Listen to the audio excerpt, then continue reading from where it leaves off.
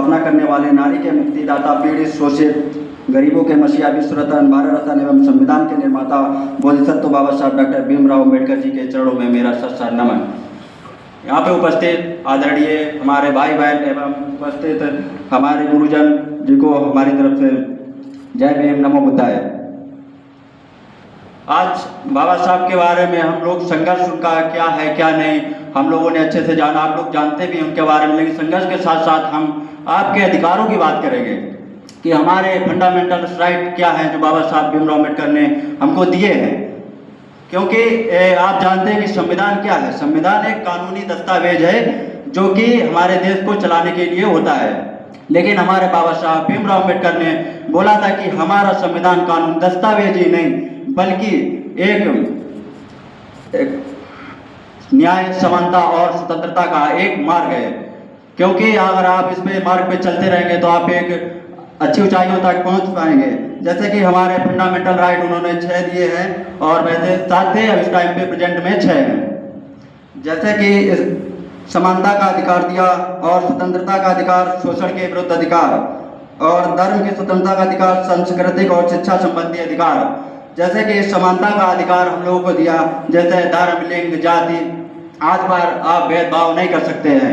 और इसी में आपको एक शोषण के विरुद्ध अधिकार सबसे इम्पोर्टेंस है, आपको जानना चाहिए कि क्योंकि गांव में आजकल आपने देखा होगा पिछड़े वर्ग में कुछ लोग ऐसे हैं जहां पर लोगों के जबरदस्ती श्रम कराया जाता है, जहां से ये बहुत गलत बात है। क्योंकि आज भी ऐसे पिछड़े लोग हैं और पिछड़ा क्षेत्र भी है जहां पर जबरदस्ती आपसे बोलते हैं कि चलो हमारे यहाँ खेतों में काम करो, आपका मन नहीं होता है बट आपको करना पड़ता है। अगर आपके पास शिक्षा है, आपने पढ़े हैं, अगर आपको पता है कि हाँ हमारा ये फंडामेंटल राइट्स के उल्लंघन करता है, क्योंकि आप इसका जबरदस्ती किसी से श्रम नहीं करा सकते हैं, तो आप अगर बोल सकते हैं उसके पास में तो वो आपको जबरदस्ती नहीं कर सकता, क्योंकि हमारा फंडामेंटल राइट में ये उल्लंघन करता है। अगर आप करता है तो आप डायरेक्ट हाई कोर्ट या सुप्रीम कोर्ट जा सकते हैं। और इसीलिए सारे ये इनका उल्लंघन ना हो तो बाबा साहब ने एक आर्टिकल 13 बनाया। क्योंकि आर्टिकल 13 में कहा गया है क्योंकि जो संविधान बनने से पहले या संविधान बनने के बाद में कोई भी कानून है अगर मूल अधिकार का उल्लंघन करता है तो वो नहीं माना जाएगा, उसको रद्द किया जाएगा। जैसे कि अब मैं बोल रहा हूँ कि संविधान बनने से पहले की बात, क्योंकि संविधान बनने से पहले कुछ ऐसी चीजें थी जैसे कि IPC की धाराएं, जैसे वो 1860 में बनी थी, अगर वो भी इसमें अगर कोई उल्लंघन होता है तो वो नहीं मानी जाएगी। और या कोई भी अगर कानून हमारे इसके बाद में बनता है, जैसे कि संविधान लागू करने के बाद में अभी भी कोई कानून जारी होता है, कोई बिल पारित होता है, अगर वो फंडामेंटल राइट के अगर उल्लंघन करता है तो वो रद्द किया जा सकता है।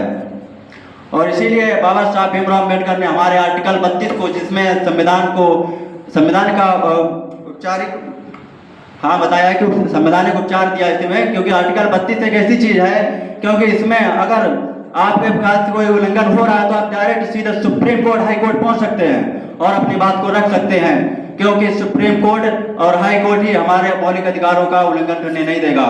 और जैसे कि अगर हो गया, अगर जैसे आप संवैधानिक अधिकार जैसे हो गया, बाबा साहब भीमराव अम्बेडकर ने आर्टिकल 32 को संविधान की आत्मा व हृदय कहा है। किस लिए कहा है? इसीलिए कहा है क्योंकि आपके मौलिक अधिकारों का उल्लंघन ना हो।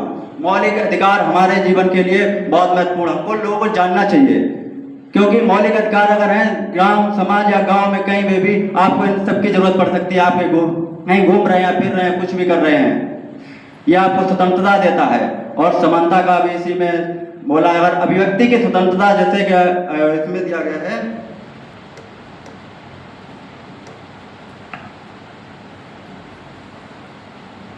हाँ, स्वतंत्रता का अधिकार जैसे आर्टिकल 19 में आपको बोलने की स्वतंत्रता है। आप बोल सकते हैं कहीं भी किसी से, अगर कोई भी आपसे कुछ गलत कह रहा है उसके अपनी बात रख सकते हैं, आप कुछ भी है तो आपको बोलने की भी स्वतंत्रता है। अब ऐसा मत करिएगा कि हाँ किसी से मैं गाली करने लोगों की स्वतंत्रता है ठीक है। और हाँ, बाबा साहब ने हमारा बोला है जैसे शिक्षित बनो और संघर्ष करो, संगठित रहो, ये बहुत जरूरी है। क्योंकि शिक्षित अगर आप होगे तो आपको सब जानकारियां होगी, और संगठित होगे तो आपको कोई तोड़ नहीं पाएगा, आपको कोई दबा नहीं पाएगा। और संघर्ष करते रहेंगे तो आगे आप बढ़ते जाएंगे। और जैसे बाबा साहब ने बोला है कि शिक्षा वह शेरनी का दूध है जो पिएगा वह दाढ़ेगा। और जैसे बाबा साहब के संघर्ष के बारे में आपको पता है, वहाँ कहाँ से पढ़े, कैसे पढ़े, कॉलेज में स्कूल में जाते थे तो बाहर बैठ के पढ़ते थे। ये बात बचपन से सुनते आ रहे होंगे सब लोग। लेकिन अगर उनका साथ दिया है किसी ने, तो उनके गुरु थे, नाम आपको महादेव अम्बाडकर करके नाम था उनका। उन्होंने उनका साथ दिया, उनको पढ़ाया। और इसके बाद में जब वो 10th क्लास में पहुंचे, वहाँ भी उनके गुरु थे। उन्होंने वहाँ पर उनको बौद्ध धर्म के जो बुद्ध चरित्र का एक बुक दी थी, उसका नाम मैं अभी नहीं याद कर पा रहा हूँ, लेकिन हाँ उन्होंने मराठी बुक थी, उन्होंने वो पढ़ी और उस बुक के बाद में बहुत कुछ जाना सीखा। इस बल पे वो आगे बढ़ते गए। ठीक है, ऐसे मैं अपनी वाणी को विराम देता हूँ। जय भीम, नमो बुद्धाय।